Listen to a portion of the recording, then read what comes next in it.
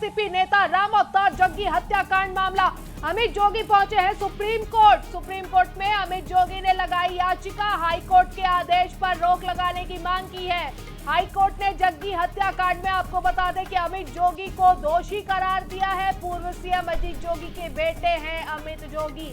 तो पिछले दिनों बिलासपुर हाईकोर्ट में जो सुनवाई हुई थी उसमें जग्गी हत्याकांड मामले में हाईकोर्ट ने अमित जोगी को दोषी करार देते हुए 3 हफ्ते में सरेंडर करने के निर्देश दिए थे और अब उसी आदेश के खिलाफ अमित जोगी जो है वो सुप्रीम कोर्ट पहुंचे हुए हैं और हाईकोर्ट के आदेश पर रोक लगाने की मांग की गई है। तो हाईकोर्ट ने जग्गी हत्याकांड में इन्हें दोषी करार दिया था। पूर्व सीएम अजीत जोगी के बेटे हैं अमित जोगी। तो एनसीपी नेता रामा अवतार जग्गी हत्याकांड से जुड़ा ये पूरा मामला है। ज्यादा जानकारी लेने के लिए हमारे सहयोगी मनोज नायक हमारे साथ जुड़ चुके हैं। मनोज जी, सुप्रीम कोर्ट पे पहुंचे हुए हैं अमित जोगी, याचिका जो उनमें लगाई है उन्होंने लगाई है सुप्रीम कोर्ट में, क्या कुछ है उस याचिका में?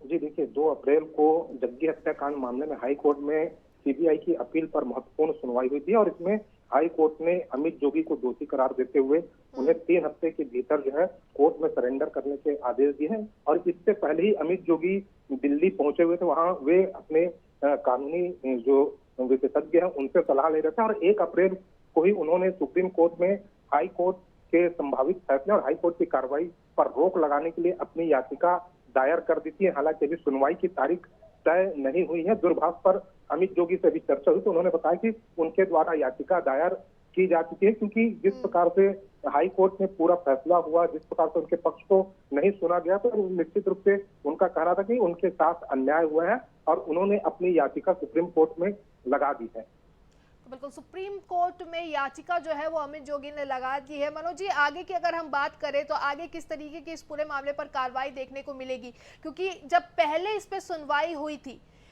तब उस वक्त अमित जोगी को बाइज्जत बरी कर दिया गया था सबूतों के अभाव से। फिर अभी सुनवाई हुई तो दोषी करार दिया गया है चार्जशीट पेश होने के बाद, जब सीबीआई ने चार्जशीट पेश की है। तो अब जब सुप्रीम कोर्ट में इन्होंने याचिका लगा दी है तो आगे किस तरीके की कार्रवाई देखने को मिलेगी? जी देखिए, जग्गी हत्याकांड जो हुआ था 4 जून 2003 में हुआ था और इसके बाद 2004 में यह पूरा मामला सीबीआई के सुपुर्द हुआ और सीबीआई ने सब जांच करते हुए जो है इस मामले में करीब 30 लोगों को आरोपी बनाया था, जिसमें मुख्य आरोपी अमित जोगी थे। लेकिन जब ट्रायल कोर्ट का फैसला आया 2007 में तो अमित जोगी को छोड़कर तमाम जो आरोपी थे उन्हें जो है सजा हुई थी, उन्हें दोषी करार दिया गया था। लेकिन अमित जोगी को बाइज्जत बरी कर दिया गया था और इसी ट्रायल कोर्ट के फैसले के खिलाफ सीबीआई और स्वर्गीय राम अवतार जग्गी के पुत्र सतीश जग्गी लगातार कानूनी लड़ाई लड़ रहे थे और उसके बाद जो है हाई कोर्ट ने 2 अप्रैल को महत्वपूर्ण फैसला दिया था और इसी फैसले के खिलाफ अब अमित जोगी सुप्रीम कोर्ट गए हैं और सुप्रीम कोर्ट से देखने वाली बात होगी कि इससे पहले भी सुप्रीम कोर्ट ने इस मामले को छत्तीसगढ़ हाई कोर्ट में ट्रांसफर कर दिया था, क्योंकि छत्तीसगढ़ का मामला है। सुप्रीम कोर्ट ने कई सारे दलीलें इस वक्त दी थी। तो क्या अब भी ऐसा कुछ होने की संभावना है?